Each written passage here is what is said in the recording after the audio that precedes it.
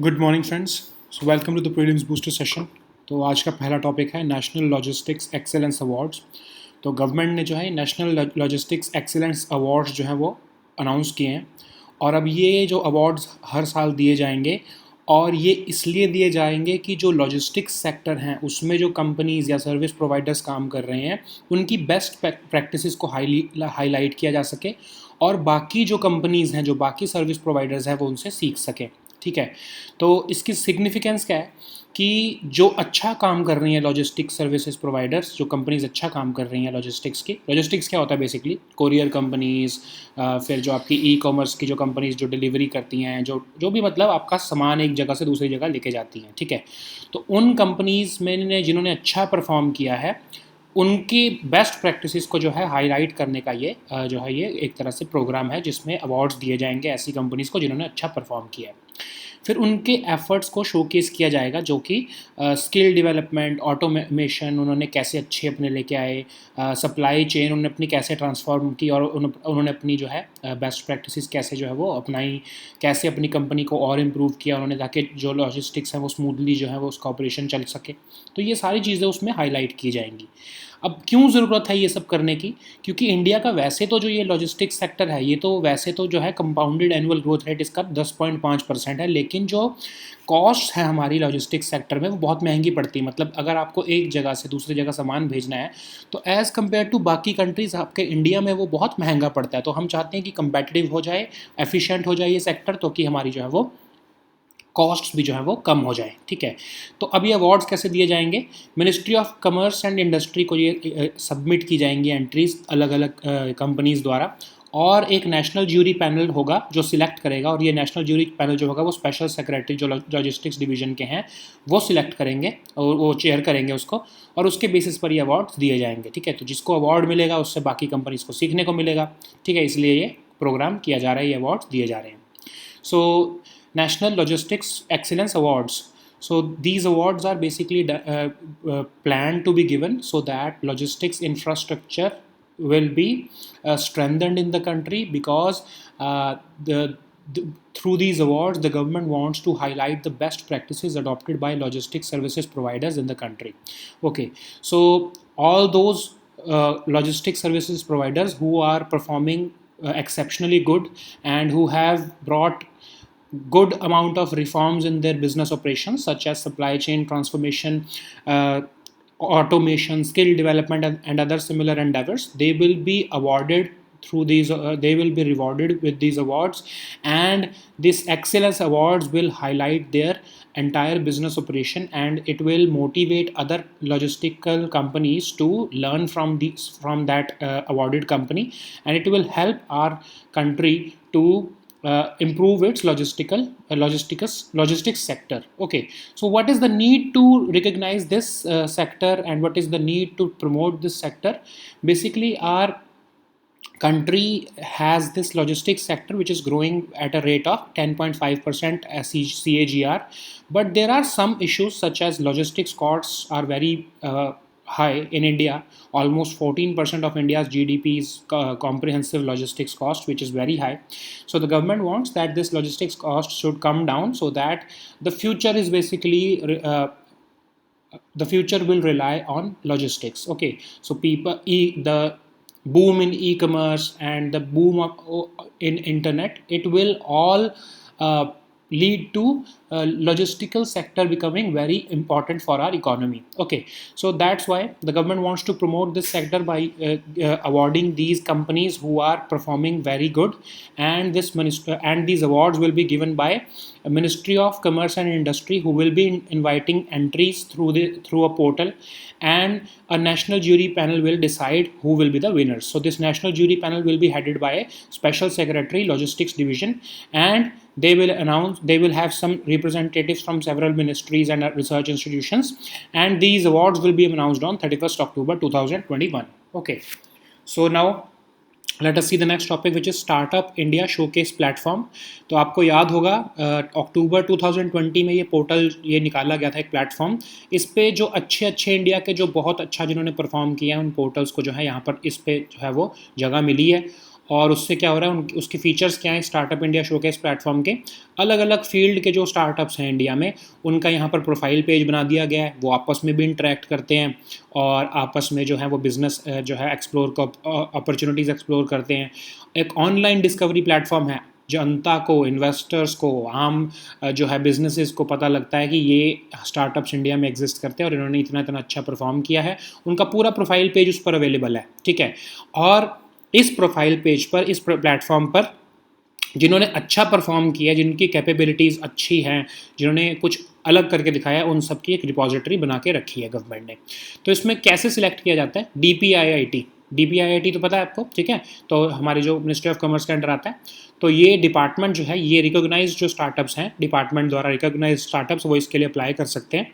और एक apex committee जो कि DPIIT ने बनाई है, वो रिकॉग्नाइज वो जो है वही जो है वो शॉर्ट लिस्ट करती है और उन स्टार्टअप्स को यहाँ पर जो है वो जगह मिल जाती है इस प्लेटफॉर्म पे, ठीक है।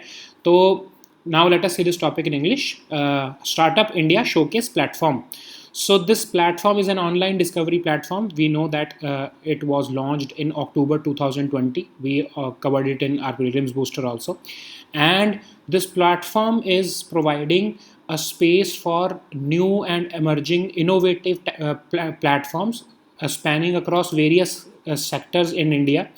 And this platform is giving the startups an opportunity to have their profile page on this platform so that they can interact with other startups, they can connect with business opportunities which are available on this platform.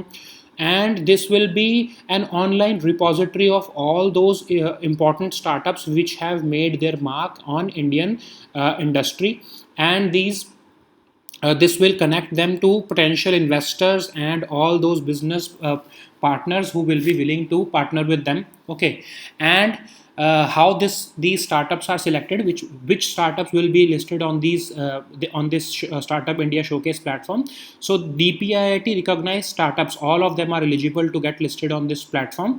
And an apex committee shortlists such startups who are worthy enough to be listed on this platform. And after they are selected, they are informed that they will be featured on this Startup India Showcase. So there is basically a competition among startups to get listed on this platform, because it will provide them huge opportunities in terms of both government oriented business as well as private oriented business. Okay, so now let us see the next topic, which is monkey bee virus.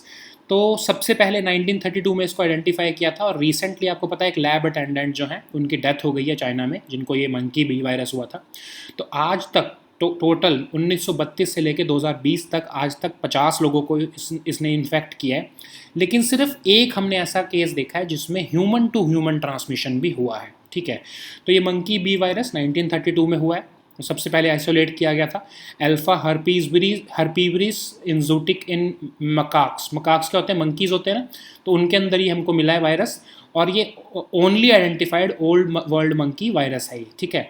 अब ये transmit कैसे होता है, direct contact, ठीक है। Bodily secretions जो होती है मंकी की, अगर वो किसी पर्सन के साथ कॉन्टैक्ट में आ जाए तो ये वायरस जो है वो एक्सचेंज हो जाता है मंकी से ह्यूमन में, और इसका फेटेलिटी रेट 70% से 80% के बीच में है। ये मंकीज़ के जो है सलाइवा, फीसीज, यूरिन, ब्रेन या स्पाइनल कॉर्ड के टिश्यू, इनमें जो है वो पाया जाता है, ठीक है, वहीं पर रिजाइड करता है।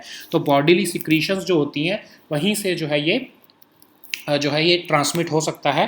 तो जो है अगर कोई पर्सन, खासकर जैसे जो लोग जू में ऑपरेट कर रहे हैं, ठीक है, वो सबसे ज़्यादा ससेप्टेबल हैं इसके, उनको सबसे ज़्यादा ये इससे खतरा है इस वायरस से, क्योंकि वो उनका जो है वो इंटरेक्शन बहुत होता है इनके साथ, मंकीज़ के साथ, तो उनको इसका खतरा रहता है।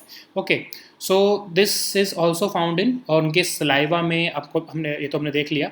अब ये ह्यूमन जो है वो कैसे इन्फेक्ट होता है, अब एक जैसे मैंने आपको बताया, अगर बाइट कर लिया मंकी ने, ठीक है, किसी इन्फेक्टेड मंकी ने, तो देयर इज़ अ पॉसिबिलिटी कि उनको वो वायरस बेस ट्रांसफ़र हो जाएगा, तो ह्यूमन को भी इन्फेक्ट हो जाएगा, ह्यूमन भी, ठीक है। फिर जो है इसकी सबसे गलत चीज़ क्या है कि अभी तक इसकी कोई हमने वायरस की वैक्सीन नहीं बनाई है, क्योंकि पहली बात तो सिर्फ 50 केस आए हैं कितने 70-80 साल के बाद में भी, ठीक है, तो इस पर कभी इतना ध्यान ही नहीं गया, तो इस पर कभी कोई वैक्सीन बनी ही नहीं है, ठीक है। फिर अभी तक सिर्फ हमने एक ही ऐसा केस देखा है कि वो एक पर्सन से दूसरे person, human to human transmission का सिर्फ एक ही केस देखा है। तो अब जब डेथ भी हो गई है तो पॉसिबिलिटी है कि इसकी वैक्सीन बनाने पर भी काम किया जाएगा। ठीक है, सिम्टम्स क्या हैं? 1 महीने में स्टार्ट हो जाते हैं सिम्टम्स कंटैक्ट होने के, और फ्लू लाइक सिम्टम्स होते हैं जैसे fever, chills, muscle ache, fatigue, headache, shortness of breath, nausea, vomiting, abdominal pain and hiccups. ये सारे जो हैं ये सिम्टम्स जो कि नॉर्मली आपके वायरस के साथ कांटेक्ट होने पर होते हैं, वही सारे इसके भी सिम्टम्स हैं। ठीक है, so now let us see this topic in English. Monkey bee virus. So China has reported the first human infection case with monkey bee virus, and you know that a lab attendant, a veterinarian who was contacted with this virus, he has died with this virus, and so that's why it becomes important that what is this virus. So this virus was first identified in 1932, and it has infected only 50 people till now. Since 1932 to till 2020, it has infected only 50 people. Okay, out of which 21 have died. So this monkey bee virus was first isolated in 1932, as I've told you, and it's the only identified old world monkey herpes virus. Okay, and it is found in macaques. Okay, so macaques are monkeys, you know that, and it is transmitted via direct contact only. Okay, when bodily secretions are exchanged, such as if a monkey bites you, okay, then there's a chance then that bodily secretions are exchanged between a human and a monkey, and in that case the human can get transmitted. Okay, I'm sorry, the virus get transmitted, and there has been no vaccine against the virus till now, and we have just seen only one case of human to human transmission, and that too, that transmission also was due to the bodily secretions, that exchange of bodily secretions. So what are the symptoms? So as I've told you, symptoms start within 1 month. So there are flu-like symptoms like fever and chills. All similar symptoms arise in almost all virus-related diseases. So all these symptoms, shortness of breath, nausea, vomiting, etc., they are all evident in this virus also. Okay, so now let us see the next topic, which is conjugal rights. तो supreme court जो है वो fresh एक challenge जो है conjugal rights के ऊपर जो है किसी ने चैलेंज किया है, प्ली एक ने चैलेंज किया है, उसके ऊपर प्ली सुनने लगा है सुप्रीम कोर्ट जो है वो नेक्स्ट वीक सुनेगा आई थिंक। तो ये कॉन्जुगल राइट्स होते क्या हैं ये देखते हैं हम। ठीक है, तो सेक्शन 9 जो है हिंदू मैरिज एक्ट का वो डील करता है कॉन्जुगल राइट्स के साथ। ठीक है, तो कॉन्जुगल राइट्स मतलब क्या होता है? कॉन्जुगल मतलब क्या होता है? मैरिज के राइट्स। ठीक है, तो मैरिज से रिलेटेड जो राइट्स हैं उसके साथ डील करता है सेक्शन 9।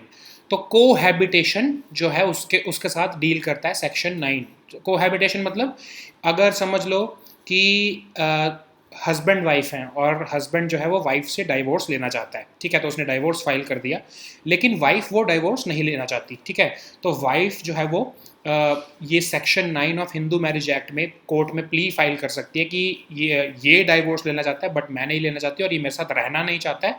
तो सेक्शन 9 का यूज़ करते हुए सुप्रीम मतलब कोई भी कोर्ट जो है, डिस्ट्रिक्ट कोर्ट बेसिकली जो है वो ऑर्डर पास कर सकता है कि उस पर्सन को जब तक ये डाइवोर्स की प्रोसीडिंग्स पूरी नहीं होती तब तक उस पर्सन को उसके साथ ही रहना होगा। तो कोहैबिटेशन, साथ में रहने के जो है राइट होता है आपके पार्टनर का जब तक आपका डाइवोर्स नहीं हो जाता। ठीक है, तो वो उसी को ही चैलेंज किया है कि ये राइट नहीं होना चाहिए क्योंकि प्राइवेसी वायलेट होती है, बहुत सारे और रीजंस के ऊपर इसको चैलेंज किया गया है, प्ली डाली गई है। तो हम ये देखते हैं टॉपिक। ठीक है, तो कॉन्जुगल राइट्स क्या होते हैं ये डिफाइन किया है सेक्शन 9 में पूरा। ठीक है, इसको आप पढ़ लेना।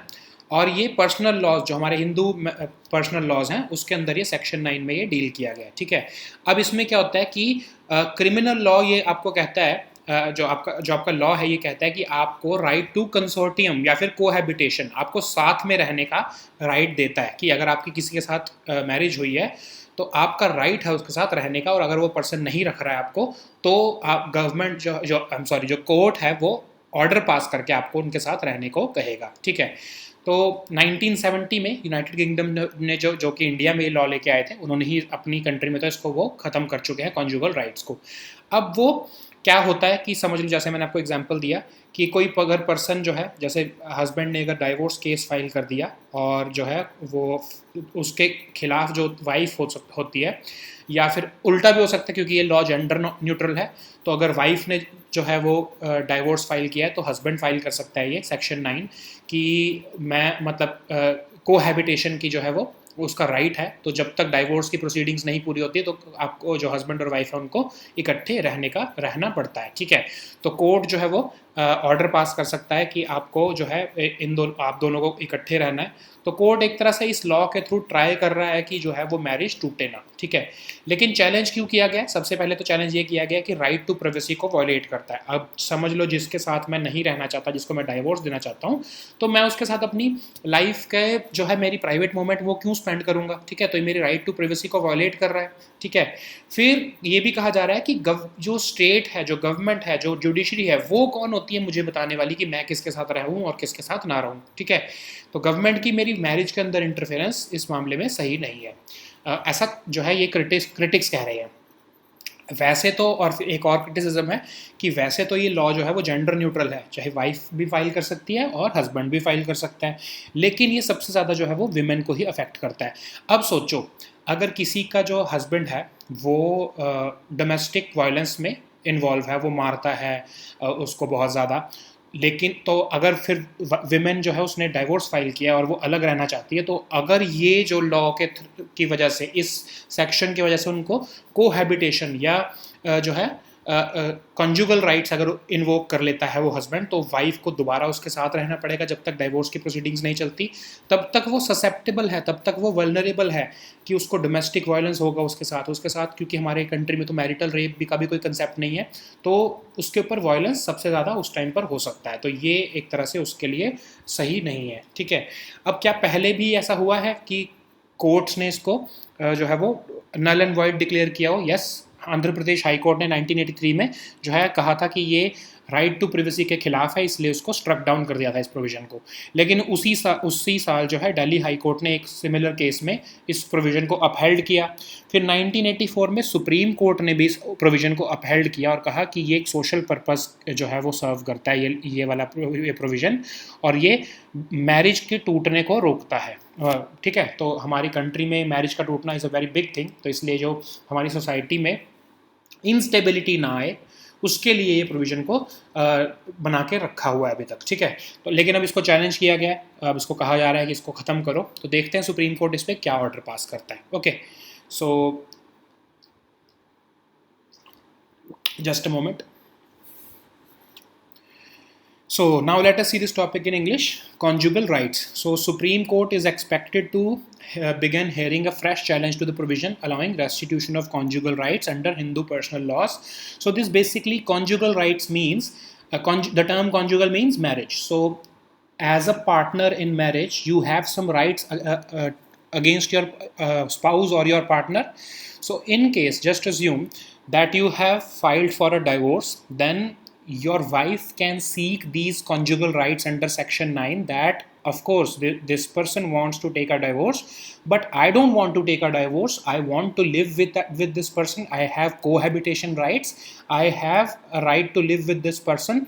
Then in that case the district court, or for that matter any other court, they can pass an order, yes, that your spouse must cohabit with you, you have to live together with this person because you are married, and this is basically a state interference in your marriage, and it is dictating to you that until this divorce proceedings are resolved you cannot live separately. Okay, so it depends upon case to case basis. In some cases the court also allows separation until divorce, or they can allow the partners to live separately until divorce. But this section 9 deals with people deal with the case where the spouse wants to cohabit with its partner. Okay, So these conjugal rights are marriage rights. You have some rights over your partner in a marriage. So these are dealt with personal laws. So and according to Section 9 of the Hindu Marriage Act, these conjugal rights give you right to consortium. So consortium means to live together.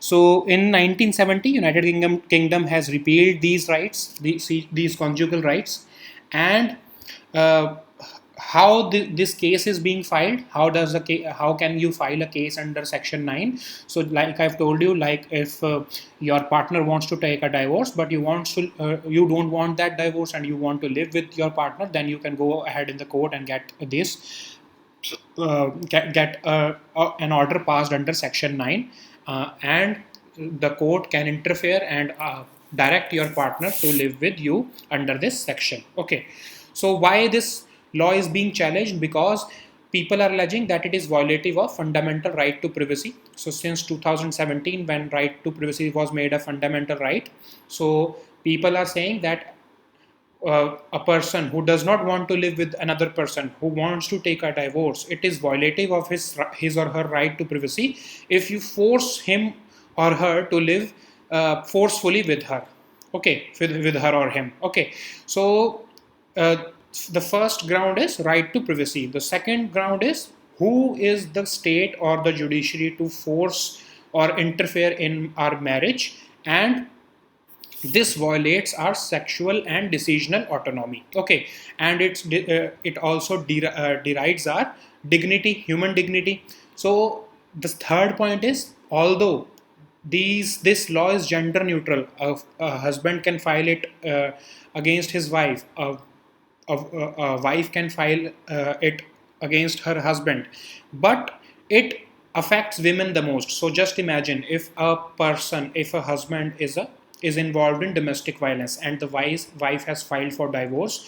If the husband takes the recourse of this Section 9 and gets the custody of his wife back in the name of cohabitation, then the wife will remain vulnerable or susceptible to more and more violence and even rape, and especially at a time when India does not recognize marital rape. Okay, so in 1983, Andhra Pradesh High Court struck down this provision and it said that it is violative of right to privacy.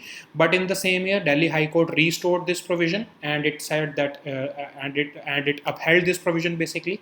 In 1984, Supreme Court also upheld this provision and it said that it serves a social purpose and it prevents the breakup of marriages in India. Okay, so now let us see the next topic, which is NEA Scout.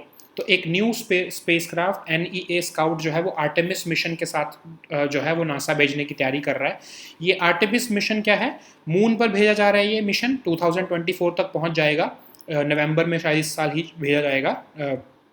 और ये south pole जो है moon का, वहाँ पर इस mission को भेजा जा रहा है. ठीक है, अब इसको इसलिए भेजा जा रहा है कि वहाँ से जो है लूनर एक्सप्लोरेशन करना चाहते हैं नासा वाले. ठीक है, अब इसी के साथ जो है ये मिशन भी भेजा जाएगा NEA स्काउट. और ये NEA स्काउट जो है वो बेसिकली नियर अर्थ एस्टेरॉइड्स को स्टडी करने के लिए भेजा जाएगा. ठीक है, कि ये पहले सब इकट्ठे मून तक जाएंगे, फिर मून से जो NEA स्काउट है वो अलग से एस्टेरॉइड्स पर चला जाएगा. ठीक है, तो ये सबसे पहला नासा का फर्स्ट इंटरप्लैनेटरी मिशन होगा. इंटरप्लैनेटरी मतलब एक प्लैनेट से दूसरे प्लैनेट पर जाने का, या फिर एक सेलेस्टियल बॉडी से दूसरे सेलेस्टियल बॉडी पर जाने का.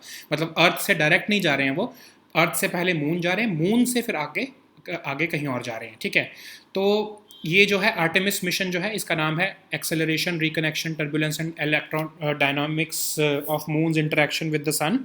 सो इस मिशन के अंदर क्या है कि ये देखना चाहते हैं कि सन की रेडिएशन जब रॉकी मून को जो है वो जब हिट करती है तो क्या होता है, और जबकि हमारे कोई मून पर मैग्नेटिक फील्ड भी नहीं है तो उसका क्या इफेक्ट पड़ता है सन की रेडिएशन का. इसको स्टडी करने के लिए आर्टेमिस मिशन भेजा जा रहा है. ठीक है, तो ये NEA स्काउट जो है वो हमारा, आपको मैंने जैसे बताया कि नियर अर्थ एस्टेरॉइड जो है स्काउट, उसके लिए मिशन भेजा जा रहा है. और ये डेटा कलेक्ट करेगा नियर अर्थ एस्टेरॉइड से. 2 साल लगेंगे इसको वहाँ पर पहुँचने में मून से, और 93 मिलियन माइल्स अवे होगा ये अर्थ से जब ये एस्टेरॉइड्स पर पहुँच जाएगा. ठीक है, so now let us see this topic in English.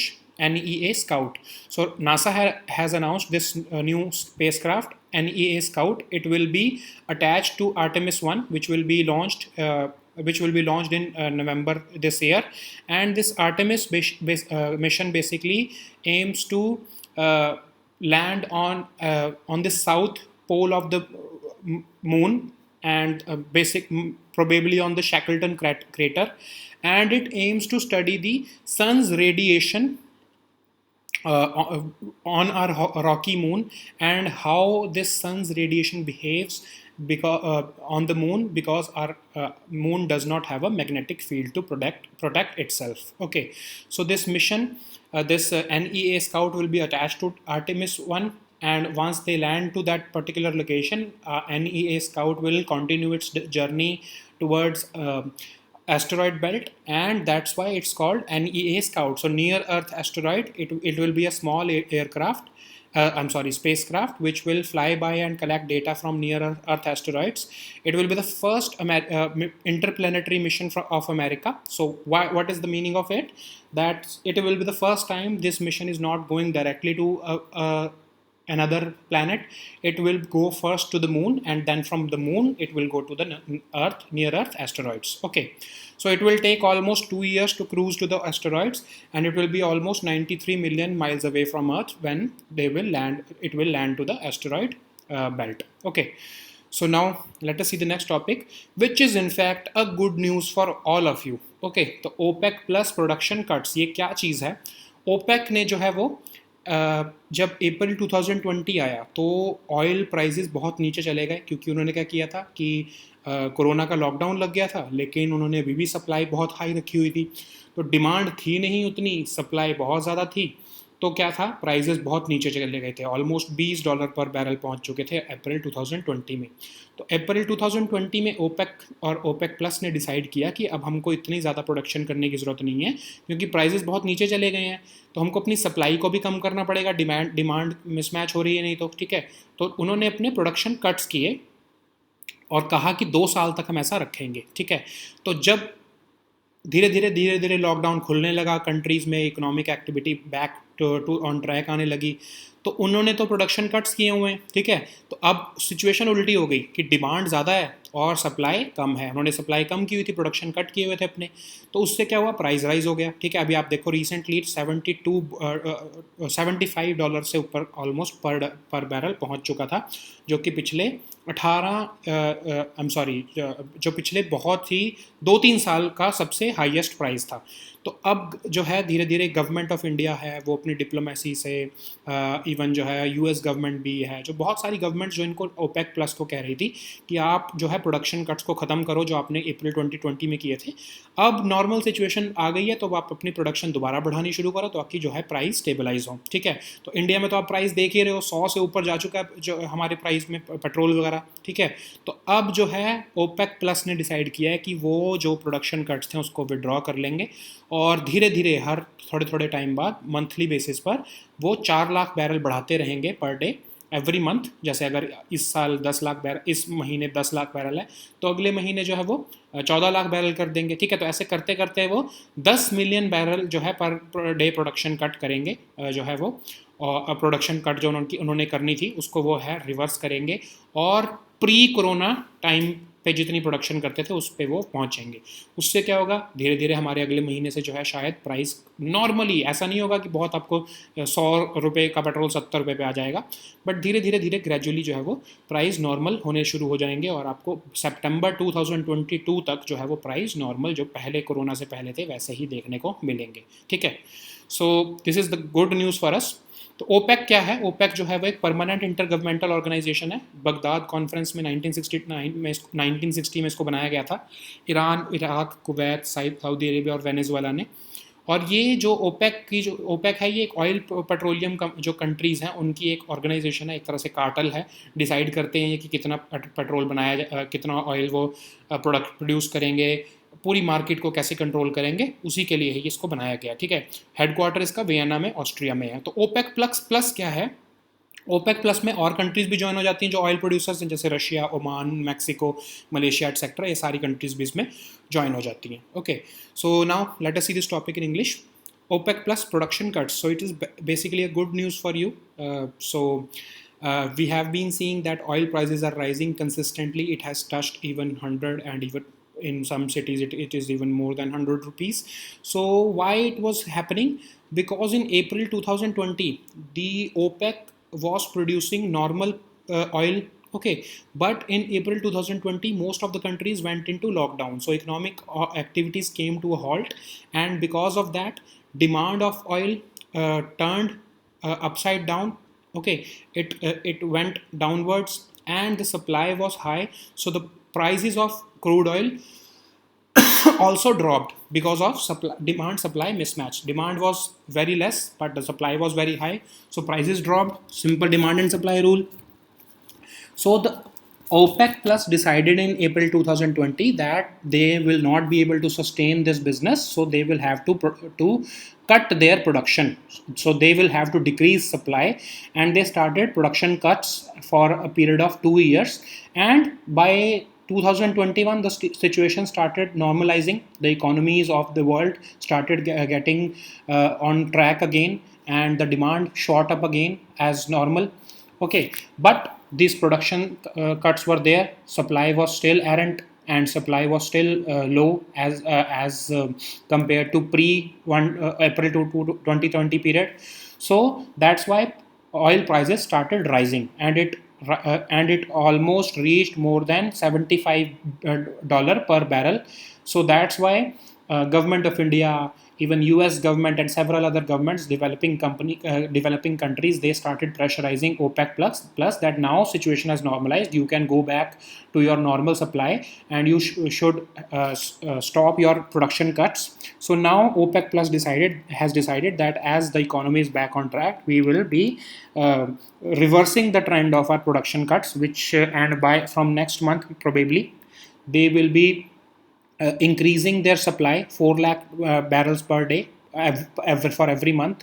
And by September 2022 OPEC plus aims to reach the pre 2020 April 2020 stage or pre corona stage, and it wants to stabilize the oil prices. Okay, so it's basically a good news for us because it will stabilize the oil prices probably by next year, but you will see gradual decline of oil prices starting from next month. Okay, so basically OPEC is a consortium of many countries who are oil producing countries. It was found in Baghdad via Baghdad Conference in 1960, Iran, Iraq, Kuwait, Saudi Arabia, and Venezuela, and it aims to coordinate and unify petroleum policies around the world.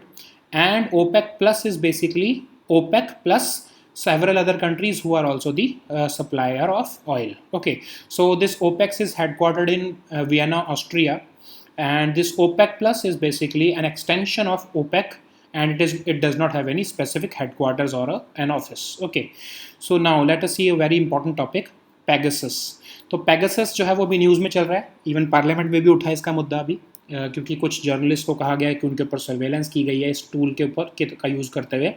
तो ये news में कब आया था? 29 अक्टूबर 2019 को Facebook की company जो WhatsApp है, उन्होंने जो है यूएस में केस फाइल किया था एनएसओ ग्रुप, जिन्होंने ये पेगासस जो है वो एक तरह से ये सर्वेलेंस जो है सॉफ्टवेयर बनाया था।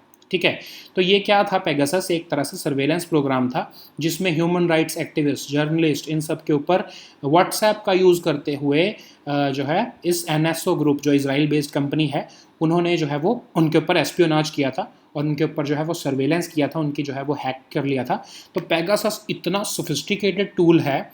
इसमें क्या होता है, जनरली अगर आप मुझे आपका मोबाइल हैक करना है, मतलब किसी को भी हैक करना है, तो वो आपको एक फिशिंग लिंक भेजते हैं। ठीक है, जब आप उस पर क्लिक करते हो तब जाके आपका जो है वो किसी का पास एक्सेस जाता है। ठीक है, लेकिन पेगासस जो है वो ज़ीरो क्लिक अटैक करता है। ठीक है, ज़ीरो क्लिक अटैक मतलब आपके क्लिक करने की भी ज़रूरत नहीं है, आपको लिंक भेजकर आपके लिंक को क्लिक करने की भी ज़रूरत नहीं है। वो क्या करते थे, व्हाट्सएप पे सिर्फ एक मिस्ड कॉल मारते थे। अगर आपके फ़ोन पर मिस्ड कॉल भी चली गई व्हाट्सएप से, तभी आपका फ़ोन हैक हो जाता था। और ये अक्रॉस जितने भी ऑपरेटिंग सिस्टम्स थे उस पर ये फंक्शन करता था। ठीक है, तो इसके थ्रू वो हिस्टोरिकल डेटा, जो आपके मोबाइल पर जितना भी डेटा पहले भी रहा है उसको भी कलेक्ट करते थे, फिर आपकी एक्टिविटीज़ क्या हैं, एक्शंस क्या हैं, उसको मॉनिटर करते थे और थर्ड पार्टी को ट्रांसफ़र कर देते थे ये डेटा को। ठीक है, तो ये पेगासस क्या करता था कि पहले तो जब ये इंस्टॉल हो गया आपके फ़ोन में, आपको पता भी नहीं लगेगा, आपके फ़ोन पे एक मिस्ड कॉल आई है अजीब से नंबर से और आपके फ़ोन में ये पेगासस ऑटोमेटिकली इंस्टॉल हो गया। तो ये खुद को पहले पहले पहले ये सबसे पहले डिवाइस को स्कैन करता था और ये रोकता था कि कोई और अपडेट्स अब जो है वो फ़ोन में ना आए, क्योंकि क्या हो सकता है कि आपके कोई ऑपरेटिंग सिस्टम की अपडेट इस पेगासस को हटा ना दे, तो ये सबसे पहले मोबाइल की जो अपडेट्स होती हैं उसको रोकता था, ठीक है। फिर ये अपने मॉड्यूल्स जो इसके जो है सॉफ्टवेयर उसको इंस्टॉल करता था अपने आपके फ़ोन में, अपने डिवाइस में आपके, और इस जब तक इसने सर्वेलेंस करनी है तब तक ये सारा डेटा अपने सर्वर्स में भेज देगा, और जब इसको डिस्ट्रॉय होना है तो ये इतने अच्छे तरीके से डिस्ट्रॉय होगा कि कभी कोई ये ट्रेस बैक ही नहीं कर पाएगा कि कभी एक आपके फ़ोन पर इंस्टॉल हुआ था, ठीक है। तो ज़ीरो क्लिक अटैक, जैसा मैंने आपको बताया कि कोई आप अभी क्या होता है कि फ़िशिंग अटैक होते हैं ना, कि लिंक आपको आता है कि अमेज़ॉन का आपको 50 रुपये का वाउचर मिल रहा है, यहाँ पर क्लिक करो, तो मोस्टली वो फ़िशिंग अटैक्स होते हैं, ठीक है। तो उस पर कभी क्लिक मत किया करो। तो ये तो ज़ीरो क्लिक अटैक पर फोकस कर रहे थे कि आपको आपसे ये परमिशन भी नहीं मांग रहे, आपकी क्लिक करने की भी ज़रूरत नहीं है, ये ऑटोमेटिकली ही आपके फ़ोन में इंस्टॉल हो जाएंगे, ठीक है। तो इंडिया के लिए वे फॉरवर्ड क्या है कि ये पेगासस प्रोग्राम जितना भी ये बुरा हो, लेकिन ये सोफिस्टिकेटेड इतना है तो इसको इंडिया भी यूज़ कर सकता है, ठीक है। टेररिस्ट ग्रुप्स के लिए ऑफ कोर्स इंडिया कर रहा था यूज़, ऐसा कहा जा रहा है कि इंडिया की जो स्पाई एजेंसीज़ हैं वो इसका यूज़ कर रही थी टेररिस्ट ग्रुप्स को टारगेट करने के लिए, और कुछ ऐसे इंडिविजुअल्स और जर्नलिस्ट को टारगेट करने के लिए जो कि जिनके ऊपर उनको कुछ किसी तरह का शक था, ठीक है। तो अब ये भी कहा जा रहा है कि इंडिया के लिए बहुत इंपॉर्टेंट है कि जो डेटा है, इंडिया का जो डेटा है वो इंडिया में ही स्टोर हो, ताकि अगर कभी ऐसी पेगासस जैसी कोई चीज़ आए तो हमारे पास कम से कम लोकल डेटा तो हो जिस पे हम अपनी तरफ से इन्वेस्टिगेशन कर सकें।